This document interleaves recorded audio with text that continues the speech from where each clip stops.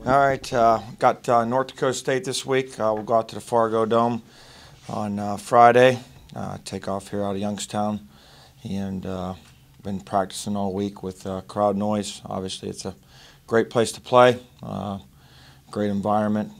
Kids are excited about it, so we look forward to going out there. They have a very well-balanced team offensively. They're running the ball well. Like always, for about 225, I believe it is, throwing it for about 200. And, you know, the thing that is glaring is they've got weapons, whether it's the running back, receiver, tight ends, but they're a balanced attack. They formation you and move around guys a bunch, so try to get you out of gaps and out of spaces. Try to create leverage on you at all times in their run game or passing game. Defensively, they're one of the top defenses again in the country. The biggest thing that you see with them is they try to get you in long yardage situations, try to keep the ball in front of them at all times, and you know, very disruptive on 3rd and long. Really any time. Kyle Emanuel's got 15.5 sacks on the year. He's a great pass rusher. He's been in the league a long time. A bunch of tackles for a loss, and just a good group. Play well on special teams. Got some good returners. So just what you'd expect from the 3-time champs. Best team you'll face? Yes, by far. They're a good football team. Have they taken any step back at all since losing those guys, new coach? I don't necessarily. I just see maybe some younger guys at some positions, maybe because they had such a senior-laden team last year. But they got talent. You know, they got a couple players that I really admire. I think they're great players on offense. Probably a guy that you wouldn't think gets a lot of glamour, but Andrew Bonnet, number 46. I love the way he plays the game of football. He's a physical guy, plays tight end, plays some fullback. And then I really like Kyle Emanuel. He's another one of my favorite guys in the league. He's just a go-hard guy. Plays hard all the time. He's aggressive, hustles, plays hard, and makes plays. Players believe a win there gets them into the playoffs. Is that your? I would definitely think so. You know, I said it last week. I think 5 wins in our league should get you in. So, you know, that would give us 4 ranked opponents that we'd beat this year, and you know, be a good way to finish the regular season. Eric, is this the type of game where all bets are off? I mean, you're going to throw everything at them? I think you gotta play. You know, you're going for it. I mean, whatever the situation is. You know, it's like last week we went for it on 4th down. You just gotta let it all hang out there and go play. You mentioned after Illinois State's loss that this team was down and that you had to pick them back up Monday. Was that the case this week? Very similar. You know, but you know the thing is you know, you turn the film on and you get excited to play these guys. Just because you know they're a good team, they're a household name team. They've got 10 national championships, tremendous tradition. The environment that they have there is just it's great. The fans are on you. They're into the game. They're making noise. I mean, it's a fun place to play. Do you think that's part of the reason you guys had success there, because of the atmosphere? Guys just get focused in. Well, I think you know, when you practice all week with the crowd noise, you know, like we have been, it forces you to communicate non-verbally, you know, and that's something that's a big part of the game. And I think it just gets your attention. I mean, it's difficult to practice now. I mean, it's not a lot of fun to stand out there and you have that noise, and it's loud. I mean, I think we had it yesterday at 90 or 95 decibels, so we had it as loud as you can get it for the environment and get the kids adjusted to it. And, you know, like I said, it's a fun place to play, and they have our attention. How close is this program to that program? As far as what you see structurally on the field, or just in general. I mean, you know, they won 3 national. How close is this program to being at that plateau, I guess? Well, I think we still have some work to do. You know, I look at their roster. We have to continue to recruit length, meaning height and size. I think we've done that on the line of scrimmage. But when you look at the linebacker and skill positions, they have some length. That's something that we have to continue to do. We have to get into different areas of the country to find some of that length where the taller people are. So we'll start going into Chicago and Wisconsin this off season to get some more of the length that you're looking for. And I think the other thing is we've got to continue to do things within our own program of feeding players and doing some things that they're doing, so we can get our players to grow and develop into guys that can match up with them. This environment is supposed to be tough, but everybody that talks about it smiles and says they love it. All the players, yourself. That's why you play college football.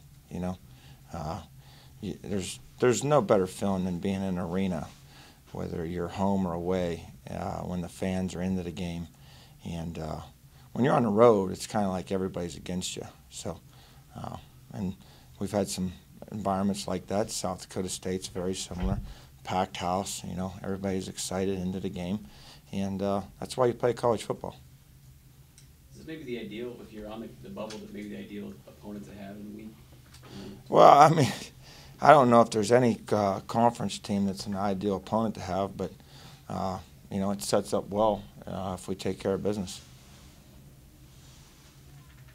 When you watch them on film, do they look that much better than other teams in your conference? Do they jump off the page? I would say yes. I mean, there's what's it been the last 3 or 4 years? They've only been beat 3 times. I mean, and none of them are by BCS teams. So what's that tell you? Not a BCS team has beat them in the last 3 years. It's been Northern Iowa, right? At home this year at Northern Iowa. Indiana State beat them there after they played us, and then we beat them. That's been it. It doesn't matter who they play. So they can very easily go into the Big 12 or the Big 10 right now and play well. If you give them 22 more scholarships, they might win it. I mean, that's where they're at. They've won 10 national championships. I mean, that's pretty good.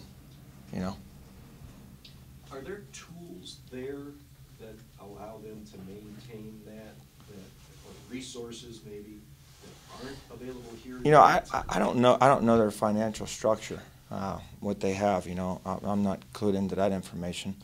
I know that recently, we've been able to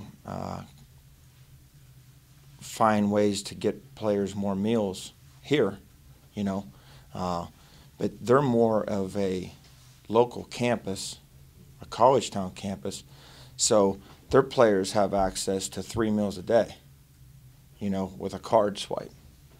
And we recently, Chartwell's has done a great job of working with us, and this is the first time we've been able to make this happen, is now we've been able to get 2 meals a day, Monday through Thursday, as far as being able to get food to our players, not just football, but basketball, women's basketball, anybody can participate. So Chartwell's, those guys over there, in the summer, we worked out a deal that it's still within our meal program, but now we're at least getting some more meals in our players instead of our players eating McDonald's for lunch, and that hasn't always been the case.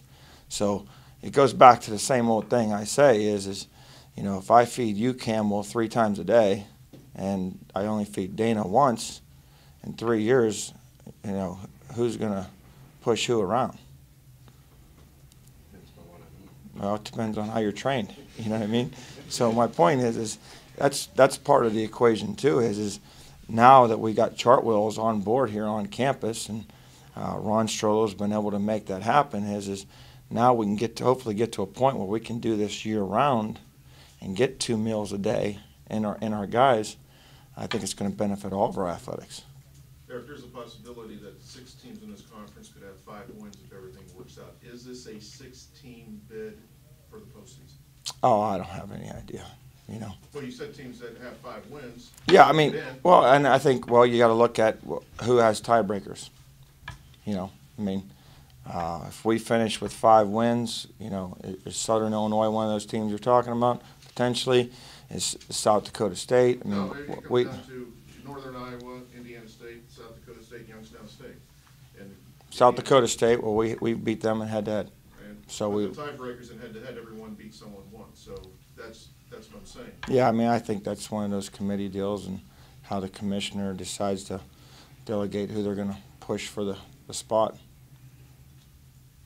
What would a victory do for you, for this team, this program? What would it mean if you guys went out there and won? Oh, I think it would be obviously huge, just because they've been the three-time champs, and I think it's important to show that we're closing the gap or are on a level playing field with them. Everyone's been chasing these guys, and it hasn't been just us. When we came into the league, Southern Illinois was the two-time champ. They were running the table. And then basically since then, it's kind of went to the Dakota schools. I mean, that's been the primary teams that have been at the top. So that's kind of the direction the league has went, and that's where we're trying to go.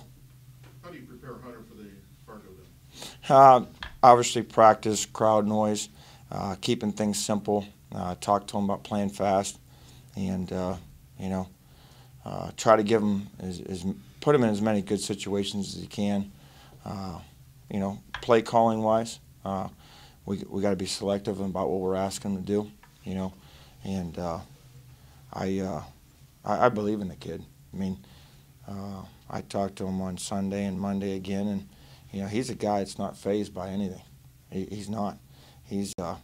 I know he's a freshman, but he doesn't act like one. I can tell you that right now. He's got moxie to him. You would think he's been playing here 2 or 3 years. He's got it.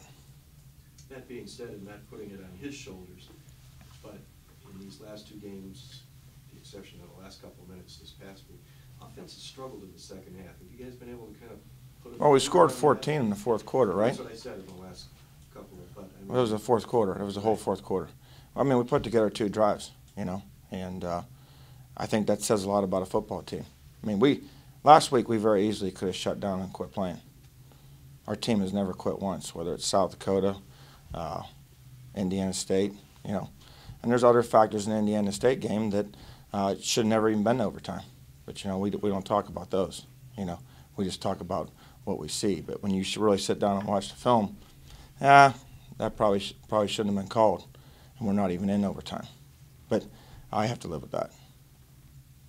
Coach, do you have to say anything this week, or is it pretty much business as usual? No, we're ready to play. I mean, our kids are excited to go.